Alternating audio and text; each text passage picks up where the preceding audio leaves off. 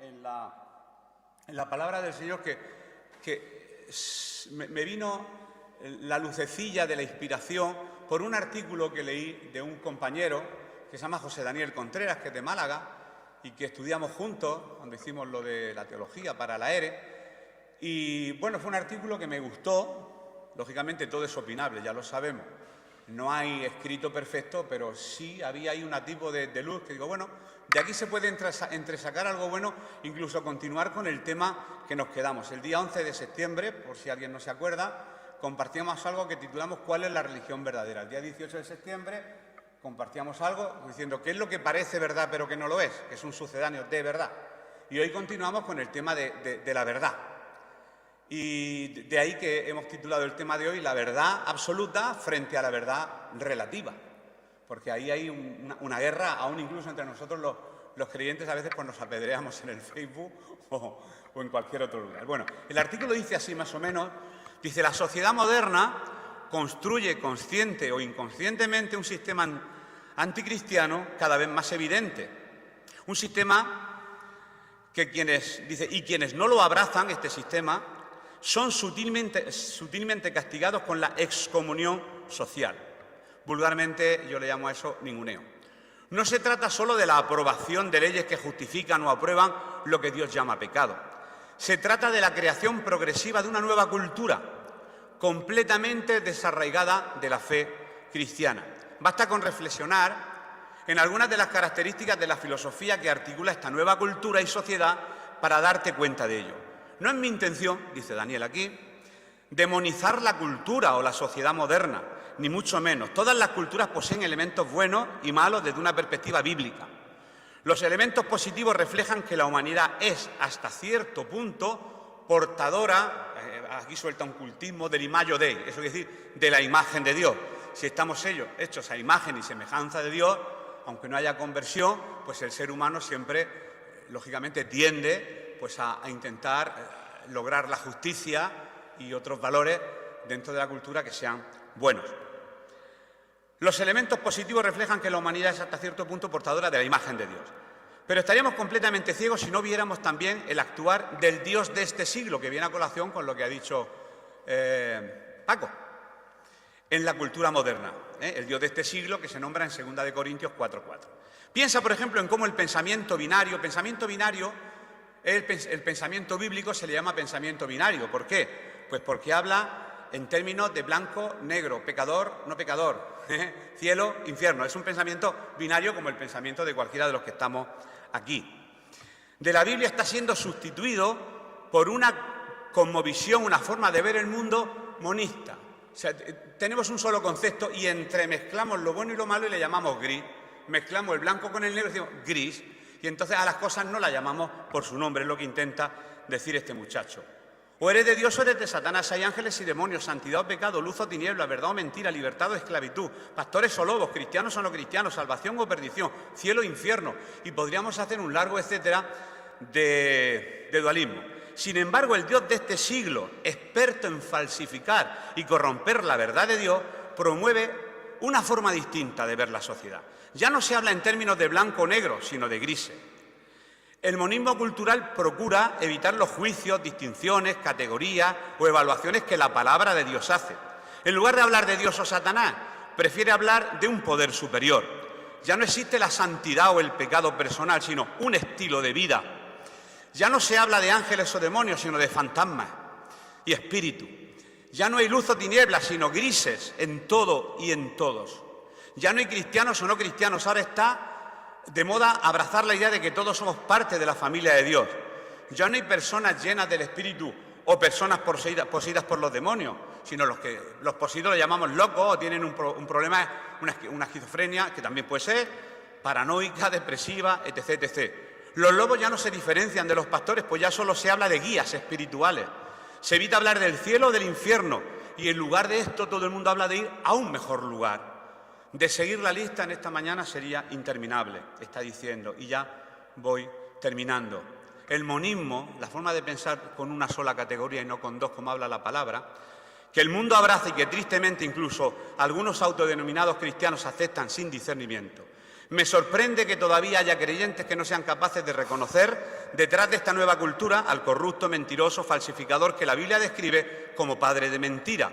Como diría el apóstol Pablo en 2 de Corintios 2:11, estemos alerta para que Satanás no gane ventaja alguna sobre nosotros, pues no ignoramos sus maquinaciones. Claro, después de leer este artículo, que es algo largo, ya lo sé, lo he leído un poco rápido para dar brevemente el mensaje que viene a continuación.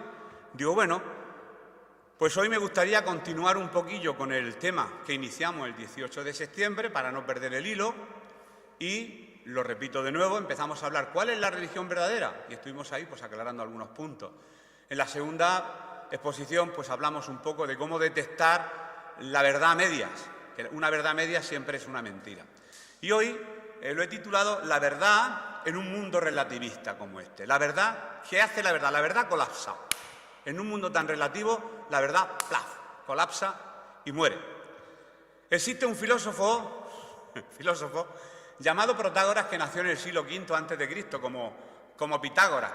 Pitágoras. Es parecido, pero no es lo mismo. Pues este hombre dijo una frase, esta acuñada, que se encuentra, pues lo podéis encontrar en Internet, lógicamente, ponéis Protágoras y sale esta frase, seguro.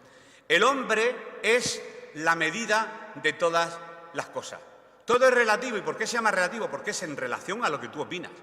Tú dices cualquier cosa y la gente te dice, esa es tu opinión, pero mi opinión es otra. Y hay tantas verdades como opiniones se encuentran. Y ahí viene el tema de los que luchan contra las injusticias y entonces le están sacando, pues eso, 5 patas al gato, cuando hay cosas que están claras en la palabra de Dios. Lo blanco es blanco y lo negro es negro. Pero hablar de grises quizá nos evita el conflicto y nos evita la polémica y la discusión. Ya Platón, antes de este filósofo, decía que Protágoras era el sofista más sofista de todos los sofistas. De ahí viene la palabra sofisticado. Y podemos explicar brevemente qué es un sofista. Pues un sofista era una persona que hablaba, que estudiaba el arte de la retórica, sin importarle la verdad, sino la argumentación, aunque ésta fuera falsa. Podía defender una cosa y lo contrario. ¿Y hacia qué bando se dirigía? Al que más pagaba. Como vemos hoy en día que se sientan, por ejemplo, en televisión personas a debatir y alguien dice, yo puedo hablar a favor, y otro dice, yo puedo hablar en contra. ¿Quién paga más? Pues hablo en contra. El que te pones del bando del que te vaya a pagar, sin importarte que vas a decir la verdad, sino vas a adornarla con argumentos, con cosas que llaman falacias, que son falsas verdades. Después, lógicamente, hablaremos de la verdad que es Jesucristo. La definición de sofista dice eran aquellos que utilizaban razonamientos persuasivos sin importarle la verdad, solo el dinero. Entonces, cuando a alguien se le decía eres un sofista, eres un insulto. Estás vendiendo conocimientos falsos a cambio de dinero, a pesar de que con ese conocimiento estás engañando a la gente porque a ti no te importa decir la verdad o la mentira, sino convencer. Es el arte de convencer, eso es un sofista. Y hoy en día, si nos damos una vuelta y hablamos con, bueno, pues vivimos en sociedad, no vivimos solos, pues que hay en este mundo hay mucho relativismo. Nada es verdad ni mentira, sino todo del color del cristal con que se mira, ¿verdad? Decía aquel Campoamor. Y ya he dicho que se llama relativismo porque es relativo a alguien, depende de la opinión de una persona.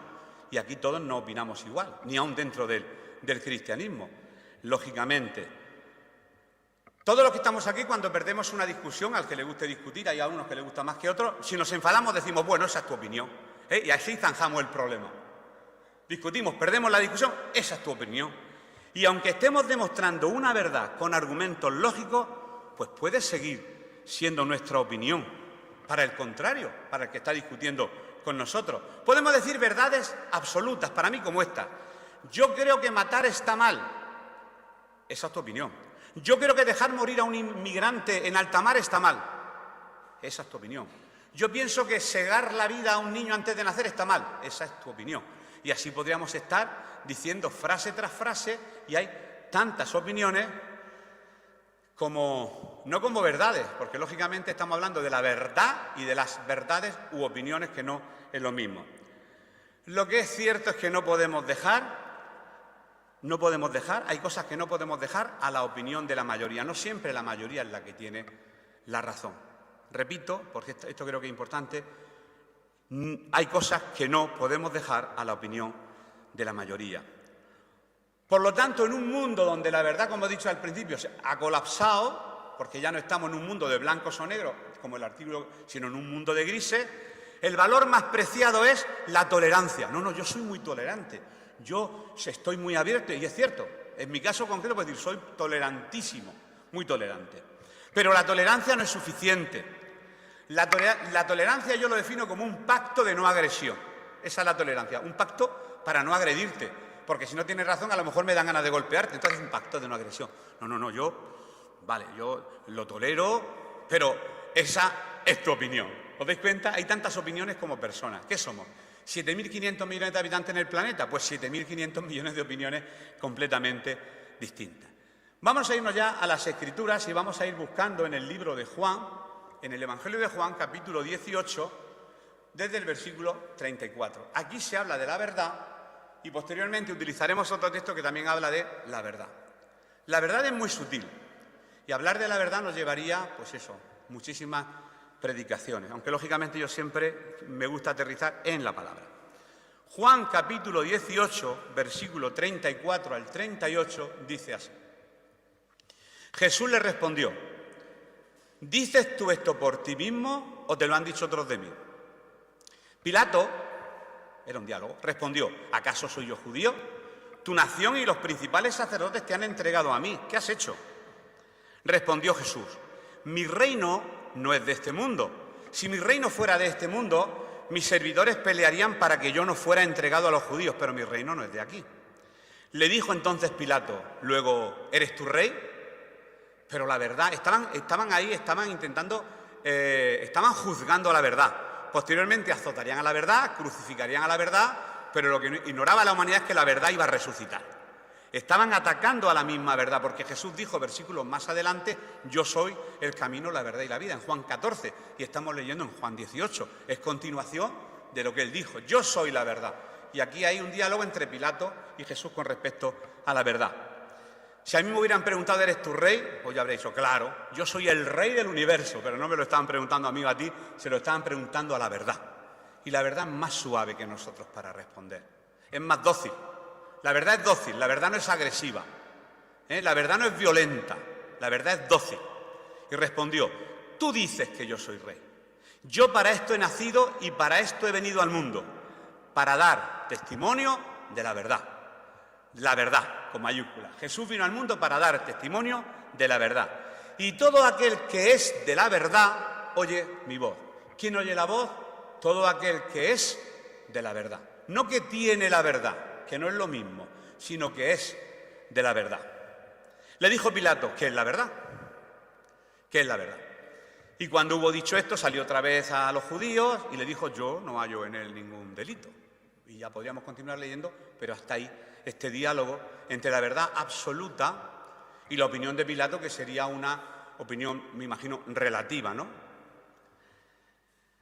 4 capítulos antes, como he dicho, en Juan 14:6, él dijo la maravillosa frase, yo soy el camino, la verdad y la vida. Bien, en el versículo 37 de estos 4 versículos hemos leído, todo aquel que es de la verdad oye mi voz. Repito, para que nos quedemos con las ideas principales. No se trata de tener la verdad, sino ser de la verdad. ¿Qué es la verdad? Bueno, ya lo hablamos, ¿verdad? En otras predicaciones estuvimos viendo cuál era la religión verdadera, después lo que parece verdad pero no lo es. Y hoy vamos a ver la diferencia entre las opiniones relativas de esta cultura, de este mundo, y la verdad absoluta de Cristo, que se parecen pero no es lo mismo. Lo que es cierto es que después de este interrogatorio que tuvo Jesús con Pilato, la verdad iba a ser juzgada, iba a ser azotada y posteriormente iba a ser crucificada. Al ser humano, en ese caso, fue el Imperio Romano y los religiosos judíos. Le interesaban quitarse la verdad de en medio, porque si tú y yo, que somos muy humanos, nos quitamos la verdad de en medio, pues entonces así podemos permitirnos el lujo de tener nuestra propia verdad. Y eso fue lo que hizo el hombre, quitarse a la verdad de en medio, para cada uno seguir con su propia verdad. De aquí de nuevo vuelve a aparecer Pitágoras en escena. Hola, estoy aquí, ¿os dais cuenta que 5 siglos después el ser humano sigue siendo igual? El hombre es la medida de todas las cosas. Yo soy el patrón por el que se cortan todas las ideas, todas las opiniones y todas las formas de medir el mundo. ¿Qué es la verdad? En latín se dice quid es veritas. Y esto recuerda, me dice, ese es el quid de la cuestión. Bueno, no se dice quid, esto no es una corrección, se dice quid, pero nosotros decimos, ese es el quid de la cuestión. Y cuando estamos diciendo ese es el quid de la cuestión, ¿a qué nos estamos refiriendo? El quid, o el quid, como decimos normalmente, es el lugar, es el secreto más profundo. Cuando estás diciendo algo y toca justo la decisión, ese es el quid, ese es el quid de la verdad, ese es el meollo, esa es la verdad absoluta. Sin embargo, vivimos en un mundo donde toda verdad es relativa y opinable. Se niega todo, se discute todo, se pone en tela de juicio todo y no hay posibilidad para la verdad, para esta verdad absoluta. Esto parece una barbaridad, pero esto es cierto. La gente ya no cree en verdades absolutas. Los que estamos enseñando lo sabemos. Hablamos con los compañeros, con los profesores y ya no hay. Yo por lo menos donde me encuentro no encuentro a nadie que quiera ninguna verdad absoluta. Aunque después cada uno tiene sus propias verdades absolutas, pero todo el mundo va de relativista, lógicamente para permitirse el lujo de hacer cosas que no son conformes a la palabra de Dios. Una verdad, la verdad absoluta es una verdad que seguirá existiendo aunque tú y yo no creamos en ella. Una verdad absoluta que seguirá existiendo aún después de la muerte. Aunque nos vayamos de esta tierra, esa verdad absoluta seguirá existiendo. Es una verdad de peso. Sin embargo, todos vivimos de alguna u otra manera con verdades absolutas. Y vamos a poner un ejemplo. Por ejemplo, el cristiano creemos que Cristo es la verdad única y la verdad absoluta. Sin embargo, hay otros, pues no sé, para ellos la verdad es, yo qué sé, pues la familia, su partido político, la familia. Yo por mi hija, ¿os recuerdáis esa frase? Yo por mi hija mato. La familia, lo más importante. O la política, este es el partido auténtico y real. Pero a pesar de este relativismo que encontramos en el mundo, donde no hay verdades blancos y negros, sino que todo es de color gris, y así a veces pues nos va o nos ha ido, lo importante para todo relativista, daros cuenta que es pertenecer al partido de los buenos. Yo soy relativo, pero pertenezco al mundo de los buenos. Necesitamos, como ser humano, ser de los buenos. Y gracias, Señor, que no soy como ese. Nos recuerda un episodio bíblico, ¿verdad? Todos necesitamos ser del partido de los buenos.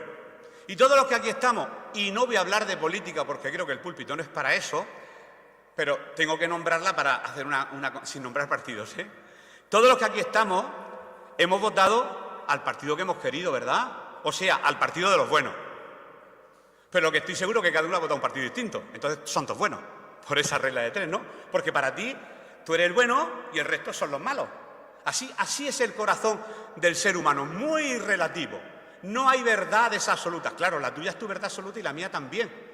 Y podríamos estar discutiendo todo el día diciendo, esa es tu opinión, si no terminamos aterrizando en la palabra de Dios y vemos a ver cuál es la opinión de Dios. Y ahí es donde ya se acaba toda discusión, porque pensamos que eso ocurre solamente ahí fuera. ¿Entre nosotros es que no ocurre? Claro. Pues yo no estoy de acuerdo que esto que se está haciendo en la Iglesia, y yo tampoco a lo mejor. Pues yo no estoy de acuerdo con lo que dijo tal persona, pues yo no estoy de acuerdo. Y esa es tu opinión. Y seguimos con la misma guerra y con la misma lucha, quizá porque, no sé, nos movemos muy lejos a veces de la verdad. Yo, el primero. Nosotros somos los buenos y los demás son los malos. ¿Cuál es la mentira de los relativistas, de los que ven el mundo gris? Nosotros no somos más buenos, no somos los más buenos, pero sí sabemos quién son los más malos. No tenemos la verdad absoluta, pero sí tenemos la mentira absoluta. ¿Quiénes son los malos? ¿Quiénes son los malos y los buenos? Es como las películas que veíamos allá en los Juncos hace años siempre llegaban los indios que eran los malos en las películas, y los americanos eran los buenos. Y cuando ya estaban los indios arrasando y llegaba el 7º de caballería, ya en el cine de los Juncos todo el mundo aplaudíamos porque habían llegado los buenos. En todas las películas siempre se nos vendió la moto de que los Estados Unidos eran los buenos y los rusos eran los malos, ¿verdad? Siempre habían malos y buenos. Siempre necesitamos como posicionarnos de un lado o de otro. Necesitamos siempre estar en el grupo de los buenos para poder tener siempre un chivo expiatorio. ¿Quién fue el chivo expiatorio de la fe cristiana? Jesucristo. Mataron la verdad absoluta, la mataron. Y hoy en día habríamos hecho exactamente lo mismo. Mataron la verdad. Siempre hay que buscar a los malos. Nos pasamos la vida discutiendo, y con aquellos que piensan distinto. ¿Qué hicieron con Jesús? Pues se unió el Imperio Romano y la religión judía y se limpiaron la verdad. ¿Por qué? Porque ellos se creían buenos. Y tanto el Imperio Romano como la religión judía eran los buenos y tuvieron que matar al malo, o sea, a Jesús. ¿Os dais cuenta? Y la actitud del ser humano no ha cambiado mucho, aún en nuestro siglo XXI. Todos tenemos sentido de la justicia. Cuando vemos una injusticia somos los primeros que nos posicionamos. Pero ¿con nuestro propio sentido de la justicia o con el sentido de la justicia divina? Porque si por nosotros fuera igual, pues no sé, nos vestiríamos de Robin Hood, ¿verdad? Lo que hacía, quitar el dinero a los ricos para dárselo a los pobres y lo justificaríamos. Es que estos lo tienen gracias a los pobres, hay que robarle a los... Pero ya no estamos metiéndonos en política, que no es el tema hoy. Hoy en día el que hace más ruido, ese es el que tiene la verdad. Las noticias nos llegan distorsionadas. Yo leo noticias y dicen, Cana, no te creas nada de lo que estás leyendo en el móvil, que todo es mentira. Que todo es mentira. Porque hoy en día no existen noticias. ¿Sabes lo que existe? Propaganda. Propaganda. ¿Sabes lo que es la censura? Los que vivíamos en la época de la censura, pues cuando se rodaba una película llegaba el censor e imágenes que en España no le interesaba al gobierno que salían, pues le metía un tijeretazo. Y eso, pues no lo veíamos. Cuando se iba a ver una relación, cortaba el censor y inmediatamente aparecía una ola del mar para que tu imaginación se imaginara pues, lo que ahí estaba ocurriendo, una relación entre un hombre y una mujer. La censura. Pues no existe hoy la censura. ¿Sabéis por qué? Porque la prensa es la propia censura. Ellos deciden lo que tienen que comunicarse y, lógicamente, cada cadena y cada grupo periodístico cree que tiene la verdad. ¿Quién es el que tiene la razón? El que más paga. Todo es cuestión de dinero. Y yo me siento en el plató de televisión a decir la verdad que tú quieras escuchar, con tal de que me paguen. De nuevo, el señor Protágoras aparece en el siglo XXI, porque somos herederos de Atenas, nos guste o no nos guste, y terminaremos con Pablo en Atenas, encontrando al Dios verdadero, al Dios de la verdad, a ese Jesús que un día dijo, yo soy la verdad.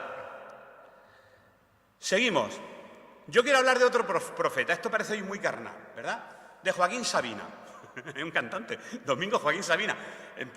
Primera de San Juan Sabina no está en la Biblia, yo ya lo sé. Vale, no será creyente, pero es un hombre honesto. Y hay la letra de una canción que se llama Lo niego todo, que dice así más o menos la letra. Ni ángel con alas negras, ni profeta del vicio, ni héroes en las barricadas, ni ocupa ni esquirol, ni rey de los suburbios, ni flor del precipicio, ni cantante de orquesta, ni el Dylan español, ni el abajo firmante, ni vendedor de humo, ni juglar de asfalto, ni rojo de salón, ni escondo la pasión, ni la perfumo, ni he quemado mis naves, ni sé pedir perdón. Lo niego todo. Aquellas cosas y estos lodos. Lo niego todo, incluso niego la verdad. Y si seguimos leyendo, he leído solamente 4 estrofas, porque las canciones de Sabina es todo poesía, ¿no? Lo niego todo. Todo es relativo, todo es relativo. Menudo concepto de la vida, un sinsentido de la vida.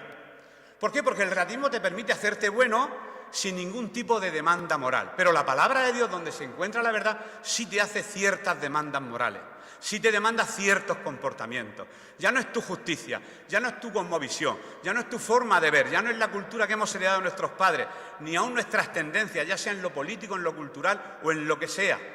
Al final tenemos que ir a morir realmente donde quise morir, en la palabra del Señor. Dijo San Agustín que lo correcto es lo correcto, aunque no lo haga nadie.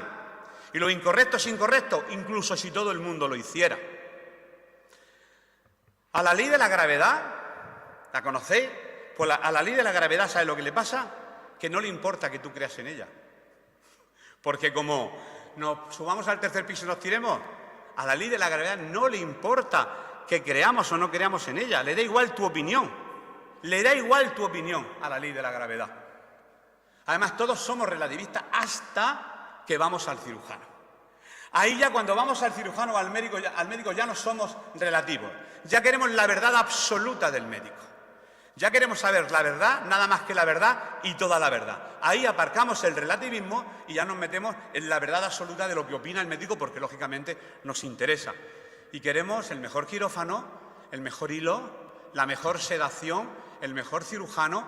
Queremos lo mejor, lo absoluto. Ahí sí que se nos ve el plumero de que de relativistas no tenemos nada, sino que buscamos, lógicamente, lo absoluto. He puesto aquí un corte fino del cirujano. unas buenas herramientas, una aguja fina, un buen hilo de coser y, como no, una buena, segura y duradera sedación. Cuanto más conocimiento verdadero tenga, pues mejor. Bueno, eso lo hablaremos en otra ocasión. Hay un escritor inglés, y ahora pasamos a otro versículo, es que sí, vamos buscando Hechos 17, 16 al 31, Hechos 17, 16.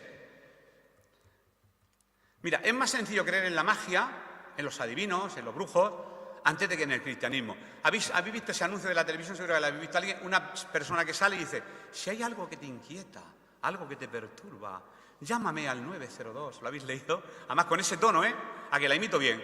Claro, porque como la veo siempre, pues ya me lo he aprendido de memoria lo que dice. Si hay algo que te inquieta, llámame. Pues la gente prefiere creer en eso, ¿no? En esas verdades, antes que en el cristianismo. ¿Pero por qué? Porque ignoran que la fe es razonable. Nuestra fe no es un cuento de hadas. La fe es razonable y razonada. La gente prefiere creer en los chakras, en la luz de los templarios y en cosas extrañas. Nadie es relativista en la práctica. Todos creen en sus absolutos personales. Y vamos, antes de leer el texto, vamos a ubicar a Pablo en Atenas. Pablo en Atenas quiere predicar la verdad. En un mundo relativista como aquel, que todavía estaban vivas dos escuelas filosóficas, y en este mundo que han pasado siglos, pero todavía, pues, sabemos que cómo estamos o cómo está la... No quiero ser negativo, pero hay cosas buenas y cosas que no son tan buenas. Pero bueno, quizás creéis que vivís en Cartagena, pero no, seguís viviendo en Atenas. Somos hijos de Atenas. Esto es muy filosófico y me podéis dar leña, pero me da igual. Atenas todavía no ha caído, me refiero al pensamiento occidental. No me estoy refiriendo a otra cosa. Pablo perseguía a cristianos. Estudió con Gamaliel, todo el mundo lo sabe, una persona bien formada. Tenía formación helenística, sabía hablar griego, hablaba griego. Sabía filosofía, literatura y arte. Era un hombre de cultura y además un gran viajero. Pero ciego ante sus propias sombras y sus propias opiniones y su propio relativismo. Era un relativista de mucho cuidado y además algo asesinillo, ¿verdad? Porque cogía a los cristianos y los entregaba para que los mataran. Pero la verdad se plantó de él camino de Damasco. Él iba a caminar y se plantó la verdad delante de él. Y habló con él y le dijo, aquí voy a añadir yo algo a la palabra que no debo de hacerlo, lo que yo le habría dicho. ¿Qué haces dando coces contra tu propio aguijón? Soburro, ese hubiera sido domingo. Pero no, yo no. La palabra de Dios se lo dijo el Señor. ¿Qué haces? Claro, es que las coces las da un burro. ¿Qué haces dando coces contra tu propio aguijón? Y todos los argumentos de Pablo, su cultura, su cosmovisión, sus pensamientos, su relativismo, todo se cayó en tierra. Y la primera frase que soltó Pablo no le preguntó ¿a qué hora tenéis el culto el domingo?, sino que dijo ¿qué debo hacer?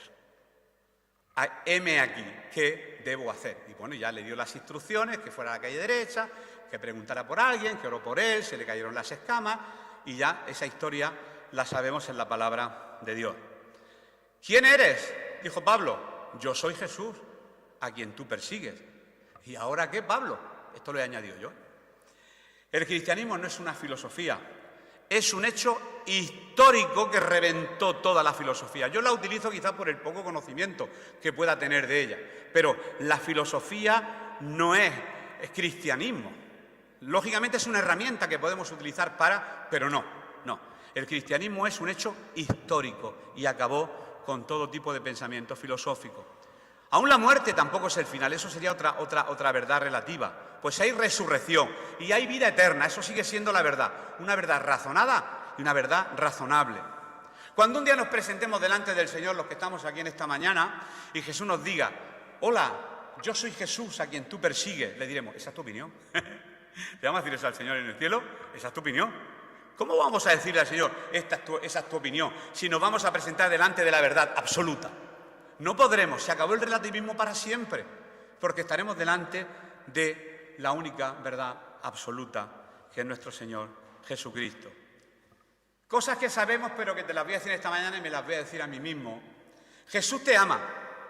Eso me lo decían a mí cuando iban contratados por aquí, por Cartagena. Yo tenía 19 años. Jesús te ama y me daban un tratado. Murió por ti en la cruz. pero nosotros lo mandamos. Bueno, el ser humano, cuando digo nosotros no estoy hablando en términos espaciales, los que estamos aquí. Nosotros, la raza humana, lo mandamos a la cruz y Él no se vengó de nosotros.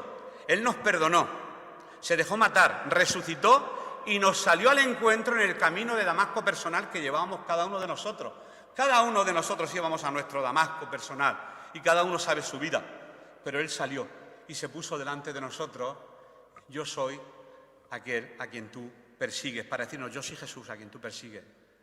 ¿Y sabéis cuándo descubrimos nuestra identidad? ¿Quiénes somos? ¿De dónde venimos? No como la canción, no sé ni de dónde vengo ni hacia dónde voy. Pues cuando nos encontramos con Jesús camino de nuestro Damasco, entonces es cuando nos encontramos a nosotros mismos. Porque ¿sabéis para qué nacimos? Para ser perdonados por Jesús y para ser llenos del Espíritu Santo. Esa es la razón que tiene tu vida y mi vida. No para ser un religioso evangélico ni un religioso católico. No. Nacimos para ser perdonados por Jesús y para ser llenos del Espíritu Santo. Nacimos para eso.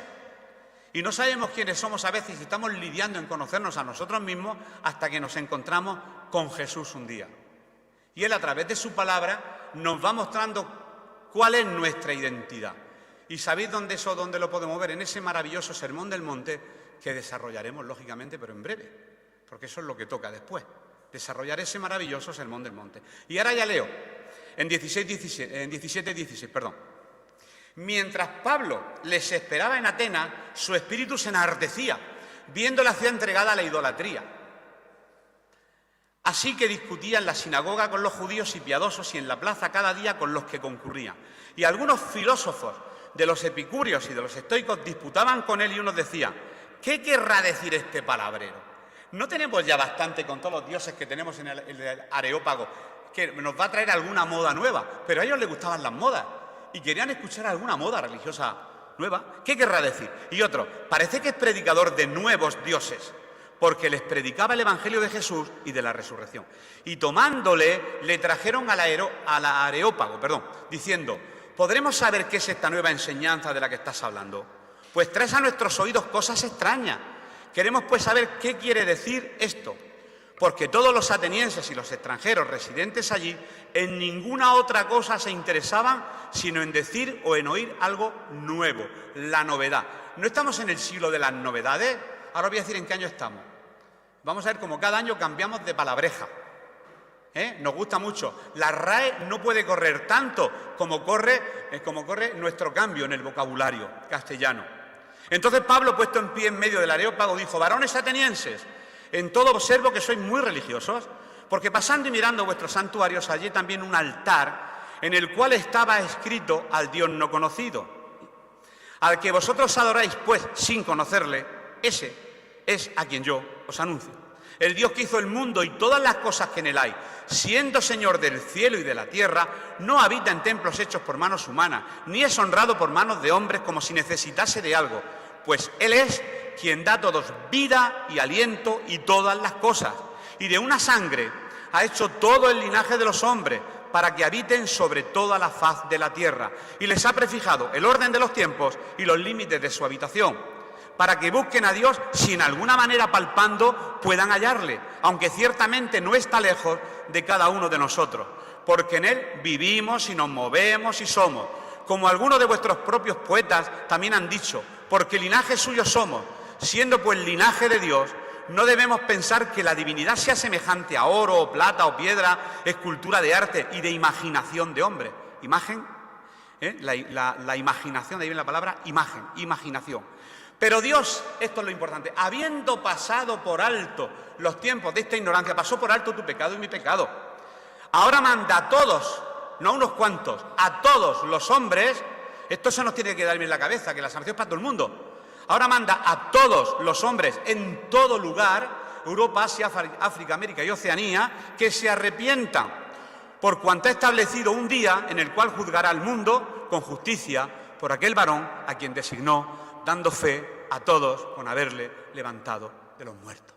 Perdonar la extensión de la lectura, pero no tiene desperdicio, porque está aprovechando la condición relativista de estos atenienses para predicarle cuál era la verdad.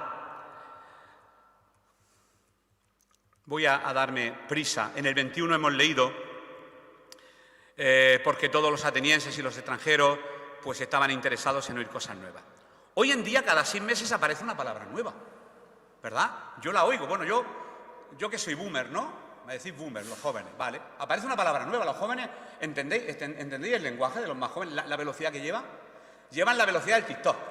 Una velocidad tremenda. Yo no acaparo, no los estoy criticando, ¿eh? Estoy diciendo que yo no llego. Pero parece ser que aparece una palabra nueva pues para llamarnos tontos, para llamarnos que somos ignorantes. Masculinidad tóxica. Generación boomer. Apropiación cultural. ¡Wow! Las palabras que van apareciendo nuevas.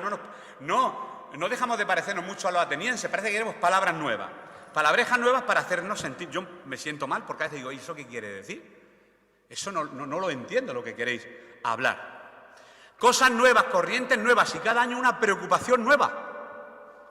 Hemos vendido causas sociales como producto. Todo se consume. Recordemos que estamos en una sociedad de consumo. Se consume hasta la religión, las ideologías, para hacernos sentir bueno. Los atenienses querían oír cosas nuevas. Y el cristianismo no es un suicidio intelectual como algunos piensan que no creen. Es que es tan difícil. No. El cristianismo es una fe razonable y razonada que se puede argumentar. Se puede argumentar, se puede razonar. No es tan complejo. Cristo explica mejor cómo eres tú, cómo son tus problemas, y es solamente desde Jesús que podremos entender el mundo. Solo desde la verdad absoluta podremos entender el mundo, si estamos, lógicamente, en Cristo. Y en el versículo 22 hemos leído, entonces Pablo, puesto en pie en medio del Areópago, dijo, varones atenienses, en todo observo que sois muy religiosos. Los atenienses tenían una intuición de que existía un Dios que no conocían. Y ya sabéis que lo hemos predicado tantas veces. Por si acaso, entre todas las imágenes colocaron un pedestal sin imagen con una frase que decía al Dios no conocido. Y eso fue lo que aprovechó Pablo para predicarles.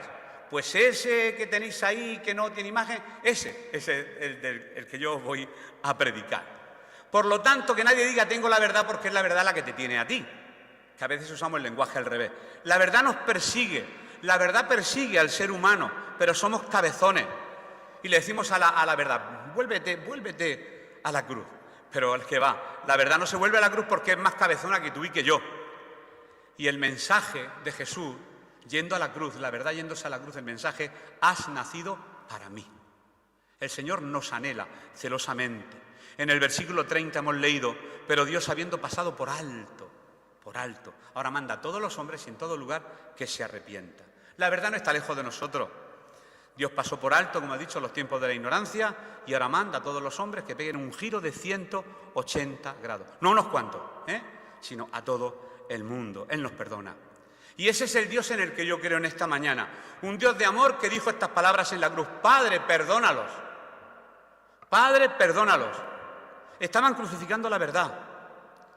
Nosotros matamos la verdad, la raza humana, y la crucificamos en la cruz. Y esa verdad amorosa, dulce, que respondió con suavidad Pilato, en la cruz del Calvario también estaba muriendo esa verdad llena de puro amor. En Atenas había muchos dioses, y en nuestra Atenas personal también hay muchos dioses, muchas verdades.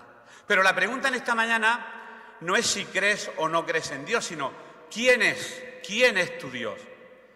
Todos los seres humanos tienen o tenemos un altar. Todos los seres humanos, no sé, pues el placer, el egoísmo, una relación tóxica, el dinero, una idea política, no sé, todo el mundo tiene una idea, una ideología, un absoluto en su mente. De hecho, por lo que hablábamos de que los atenienses querían, os voy a decir las palabras nuevas desde el 16 al 20. Mira, en el año 2016 la palabra más importante era posverdad.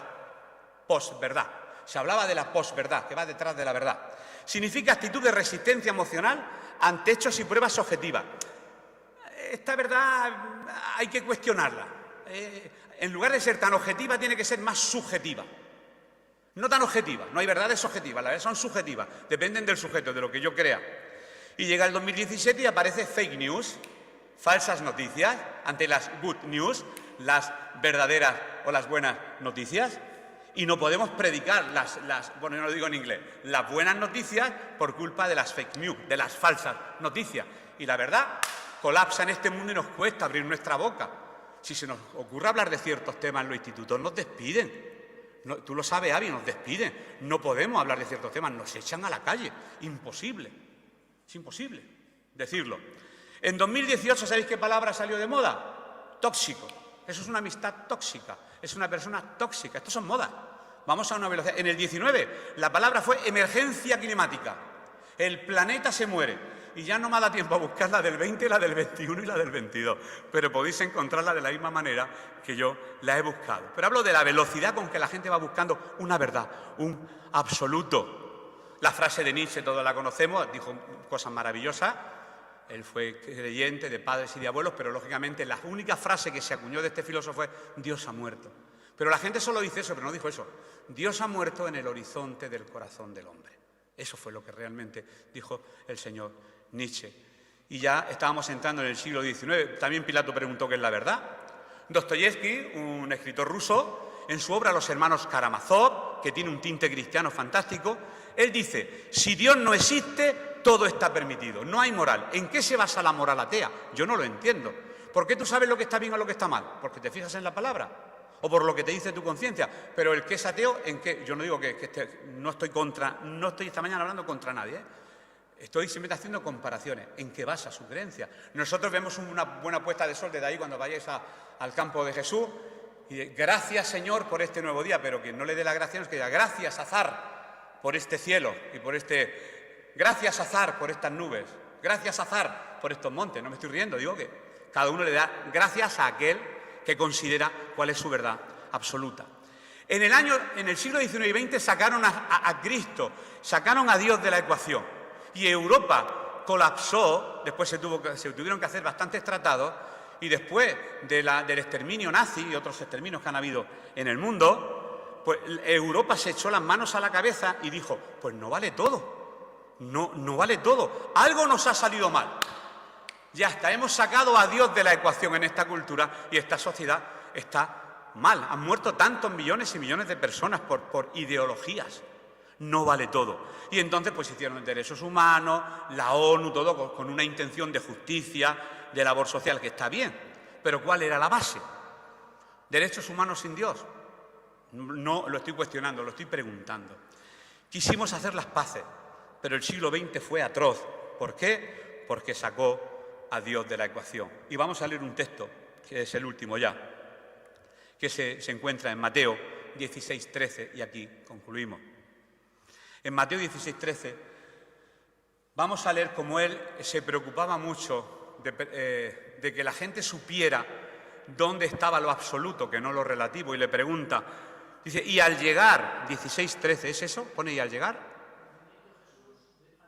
Ah, sí, que yo tengo otra. Bueno, y al llegar Jesús a la región de Cesarea de Filipo, preguntó a sus discípulos diciendo, ¿quién dicen los hombres que es el Hijo del Hombre? ¿Quién dicen los hombres que es el Hijo del Hombre? ¿Quién dice la gente que es Jesús? Bueno, pues yo lo he preguntado muchas veces y hay respuestas para todos los gustos. Pues un político, un buen hombre, un trastornador. Realmente fue un trastornador, ¿eh? Marcó un antes y un después en la historia, lo sabemos. Pero la pregunta más importante es ¿quién es Jesús para ti y para mí? Pues el Jesús para ti y para mí es el que nos invita a la mesa, el que nos invita a estar con Él, el que nos consuela, el que quiere dialogar con nosotros, razonar. No es tan complejo, complicamos nosotros las cosas. Qué hermoso poder decir esta mañana, Jesús es el Señor. Se puede vivir una vida coherente, con una mente muy equilibrada, teniendo a Jesús. C.S. Lewis, el autor de la historia de las crónicas de Narnia, he sacado frases de Luna, dice, si buscas la verdad, podrás encontrar confort al final. Si buscas confort, no encontrarás ni verdad ni confort. Bueno, es una frase humana, no digo que sea, no, es su opinión, es la opinión de C.S. Lewis. Busca la verdad porque ella te busca a ti y te invita a cenar. Una verdad que pasa por alto tu ignorancia y pecado, pasando por alto, y te dice, quiero que me conozcas, soy el camino por donde debes de andar, soy la verdad que debes de conocer y soy la vida que puedes vivir plenamente. Y este escritor sigue diciendo, creo en el cristianismo como creo en el sol, no porque lo veo, sino porque gracias al sol puedo ver todos los demás. Si creemos en Jesús, que es el sol de justicia, pues podemos ver las cosas con más claridad, con más nitidez. Todo recobra sentido. Eso yo lo he vivido después de las operaciones, que no veía nada, y cuando salió la primera bien, digo, pasa de no ver nada a no verlo bien del todo, pero a ver mejor, Todo se ilumina. Pues con Cristo me imagino que la sensación será más o menos de esa manera. La vida recobra sentido. Nadie tiene la verdad. Es la verdad la que posee el ser humano. Jesús es el logos, el sentido. Podría estar aquí deseándole toda la mañana piropos al Señor. Quien emprenda una búsqueda, quizás todos los que estamos aquí ya encontramos a Jesús, de Dios, de la verdad, puede encontrarle sentido a su vida, sentido a la realidad. Y el cristianismo no es el resultado de un debate filosófico, no, es un acontecimiento histórico, es algo histórico. Buenas noticias esta mañana, good news, no fake news. Yo con el periódico en esta mañana aquí vendiendo el periódico. Jesús murió por ti, resucitó al tercer día, se apareció a más de 500 testigos y nos encomendó a la Iglesia que diéramos esta buena noticia a todo el que no tiene a Cristo. Y la nada no tiene la última palabra. El nihilismo, la sinrazón, la caída al vacío, sino la resurrección tiene la última palabra, porque no se quedó en la tumba, resucitó al tercer día, y esta verdad es para todo aquel que quiera confiar en la verdad. Así que la verdad en esta mañana te invita a ti y a mí a la mesa. Nos invitó un día el Señor, ¿verdad? Y aquí estamos aprendiendo, no lo sabemos todo, pero sí quizá, perdonadme si me he enrollado algo con el tema de la filosofía, pero quería llegar al meollo de la cuestión, que Jesús es la verdad absoluta. Lógicamente seguiremos hablando, debatiendo, y es muy interesante hablar, dialogar en cuestiones personales. Quizá tú tengas una opinión, esto no nos va a llevar a las manos nunca, porque tenemos tolerancia, que es un mal menor, pero bueno, pero todos los que estamos aquí creo que sabemos que Jesús es la única verdad, así como el único camino y la única vida. Así que hasta aquí la palabra del Señor en esta mañana.